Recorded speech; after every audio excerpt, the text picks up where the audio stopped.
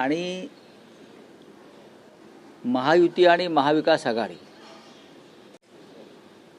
या दोन्ही आघाड्यामध्ये दोन्ही राष्ट्रवादी काँग्रेस पक्ष असेल तर हा त्यांचा प्रश्न आहे. असं ह्याच्यावरती या क्षणी मी मत व्यक्त करणार नाही. भारतीय जनता पक्षाचा पराभव भारतीय जनता पक्षाबरोबर असलेल्या आघाडीतले लोक करायला इच्छुक असतील तर त्यांचं स्वागत केलं पाहिजे. भारतीय जनता पक्षाबरोबर सत्तेत असलेले लोक जर भारतीय जनता पक्षाचा पराभव करण्यासाठी आम्हाला मदत करत असतील तर त्याचं स्वागत केलं पाहिजे. असं वाटत नाही का तुम्हाला? ज्या पद्धतीचं राज्य या महाराष्ट्रात भाजपात चालवत आहे ते तुम्ही पाहिलंय का?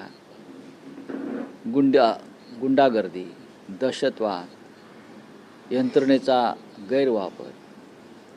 महाराष्ट्राच्या कॅबिनेटमधील एक मंत्री भरत गोगावले यांचा मुलगा फरार आहे. त्याच्यावरती तुम्ही प्रश्न काय विचारत नाही? फार गंभीर गोष्ट आहे. महाड नगरपालिकेच्या निवडणुकीत अटेम्प्ट टू मर्डर एका काँग्रेसच्या कार्यकर्त्याला ज्या पद्धतीनं त्यांच्यावर हल्ला केला ठार मारण्यासाठी आणि पोलीस यंत्रणा त्यांना मदत करत राहिली.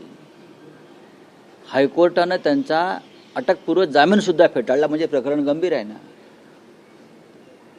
मंत्र्यांची मुलं, मंत्र्यांचे भाऊ यांना खून केले किंवा दरोडे टाकले, चोऱ्या केल्या, भ्रष्टाचार केला तर त्यांना काय गृहमंत्री देवेंद्र फडणवीस आणि राज्याच्या पोलीस महासंचालकांनी अभय दिलं आहे का?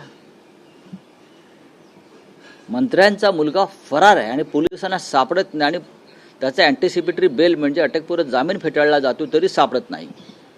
राज्याचा एक मंत्री बेपत्ता होतो. मी कोकाट्यांविषयी बोलतोय. ते काही वेळ 48 तास सापडत नाही. हे पोलीस आहे ही पोलीस यंत्रणा आहे ही भाजपची टोळी आहे खाकी वर्दीतली. कुठे गेला मंत्र्यांचा मुलगा? कायदा सुव्यवस्थेवर तुम्ही भाषणं देता ना विधानसभेत, विधिमंडळात. कोणालाही सोडणार नाही. मग मंत्र्यांची मुलं, मंत्र्यांचे भाऊ, मंत्र्यांचे बाप कसे सुटतात? साताऱ्यामधल्या ड्रगच्या कारखान्याचं काय झालं हे सांगतील का देवेंद्र फडणवीस? त्यातले खरे सूत्रधार कोण आहेत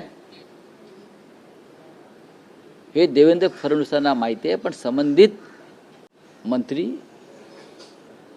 हे देवेंद्र फडणवीस यांच्यासमोर गुडघ्यावर बसले जवळजवळ.